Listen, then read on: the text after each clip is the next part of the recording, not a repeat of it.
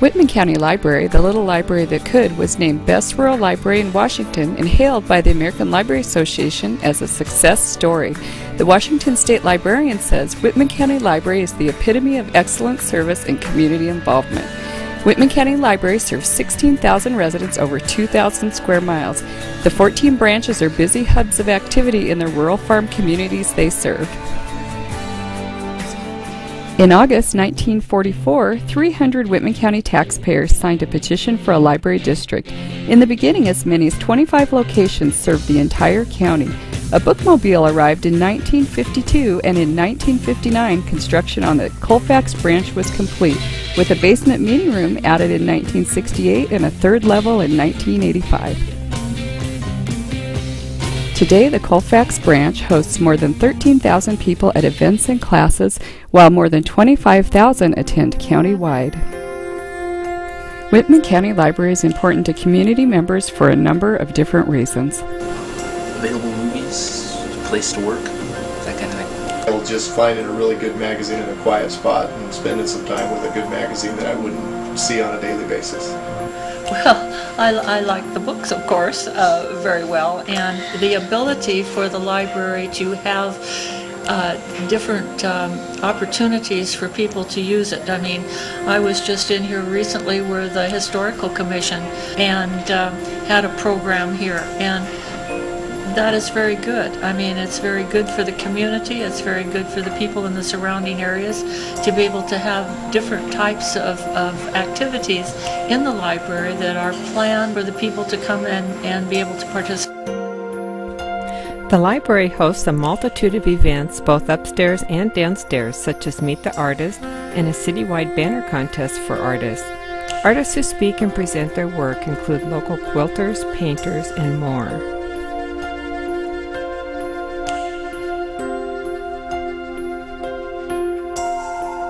The library in our town is like a community center. It's the place, it's a hub, it's a place where we can take knitting classes, there's book clubs, yoga classes. It's always a place where you think of what's going on at my library. It's just a bonus of living in a small town and having people that really care about your family and care that you want to use the library. As many as 200 children may use the downstairs facility at one time, including one special little boy named Hayden Clavino. A safer children's area is being designated in his memory.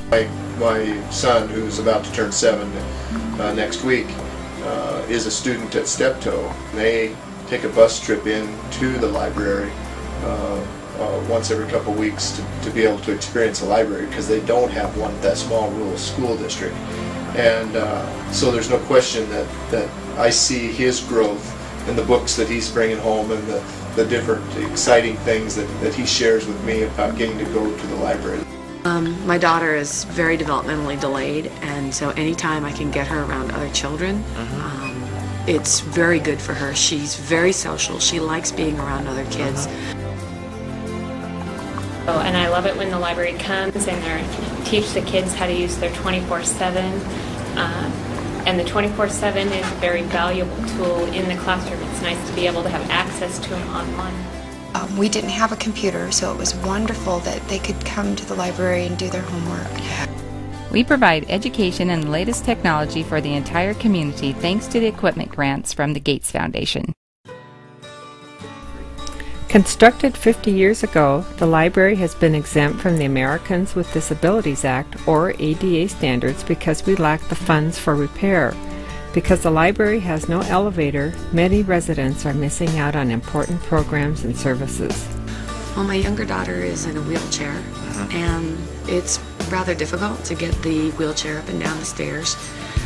It's possible, but it's dangerous, and it can be frightening at times taking her up and down. It's difficult. I mean, the parent has to hold on to the stroller or whatever it is very carefully, and there's a lot of children's programs that go on downstairs that they've had to move upstairs because of the fact that there is no ability for the disabled children to get downstairs. So there was a lot of them trying to herd them together, and my youngest daughter was in a wheelchair.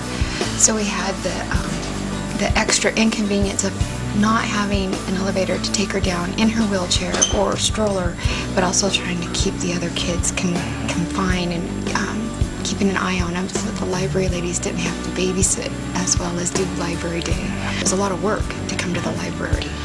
Well, actually, the library is meant to be there for everyone, and people with disabilities, not only youth, but elderly people or older people, cannot use all the parts of the library that they would like to, because there is no access for them to, like, downstairs or upstairs. So it's a real problem for those people, and the library wants all these people to have access to every part of the library, and it isn't possible.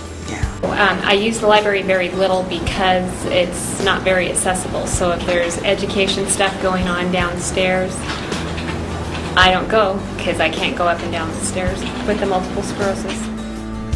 Other inaccessible parts of the library include the improper sidewalk ramping, manual entrance doors, and small restrooms that can't accommodate residents with disabilities. I've lived in Colfax for 20 years and have needed and talked about and tried to find out a way and wrote letters to Olympian and for 20 years to get an elevator installed here at our Colfax branch, and I'm really, really excited. So I would go visit their authors. I would really enjoy being able to do all the things that they offer that I'm not paying attention to now. With an elevator in here, it's going to make it 100 times easier for the people. The entire community has helped raise $450,000 of the $1 million project.